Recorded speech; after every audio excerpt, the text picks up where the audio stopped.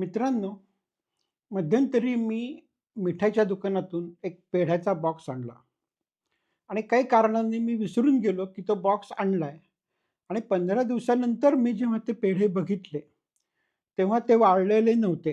म्हणजे त्याचे जे तुपकटपणा असतो तो तसाच होता. त्याला मुंग्या लागलेल्या नव्हत्या आणि तो पेढा हा ताजा आहे असं वाटत होतं. तेव्हा मला प्रश्न पडला, की जर 15 दिवस हा पेढा माझ्या घरी आहे, हे मला नक्की माहिती आहे. आणि तरीसुद्धा तो ताजा असल्यासारखा दिसतोय. त्याच्यावरती सुरकुत्या किंवा वाळलेला काही दिसत नाहीये. त्याचा तुपकटपणा किंवा ओशटपणा हा तसाच साबूत आहे आणि तो मऊ लागतोय अजूनही.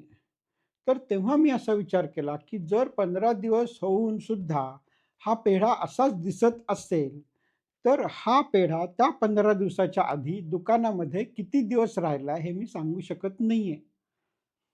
पूर्वी पेढे जे असायचे, त्यात अगदी काही साधे घटक असायचे, की खवा आहे, साखर आहे. जो पेढा 3-4 दिवसानंतर कोरडा पडायचा, त्याला बऱ्याच वेळा मुंग्या किंवा काहीतरी लागायचं आणि कळायचं, की हा पेढा शिळा झालेला आहे. आता बऱ्याच वेळा ह्या पदार्थांमध्ये प्रिझर्व्हेटिव्हज मिसळले जातात, जे आपल्या आरोग्यासाठी चांगले नसतात.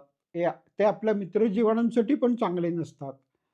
आणि मला खरंच कळत नाही, की त्यात नक्की काय घातलंय, की त्याच्यामुळे तो पेढा शिळा झालाय हे कळतच नाहीये. म्हणजे लक्षात घ्या मित्रांनो, की आज जर त्या मिठाईवाल्यांनी पेढा बनवला आणि तो 1 महिन्यानंतर विकला, 2 महिन्यानंतर विकला, 3 महिन्यानंतर विकला, तरी तो तसाच दिसतोय. आणि तो जो पेढा आहे, तो किती दिवसापूर्वी बनवला हे सांगायचा माझ्याकडे कुठलाही मार्ग अस्तित्वात नाही.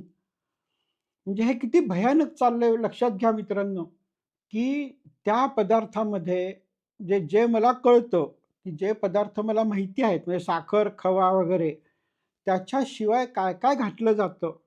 म्हणजे मुळात तर सुरुवात होते दुधापासून, की दूधसुद्धा अलीकडे युरियापासून पण बनवलं जातं किंवा त्यात कुठलीही प्रकारची भेसळ केली जाते. मग खवासुद्धा बऱ्याच वेळा भेसळीचा असतो आणि नंतर मग त्याचा जो पेढा बनतो, तो तर त्यात काय घातलंय आणि तो कधी बनवलाय ह्याचा थांगपत्ता सुद्धा आपल्याला लागत नाही. त्यामुळे माझं असं म्हणणं आहे, की जे ताजं मिळतंय ते घ्या आणि ते डायरेक्ट किंवा थोडीशी प्रोसेस करून खा. ते आरोग्यासाठी जास्त चांगलं असणार आहे.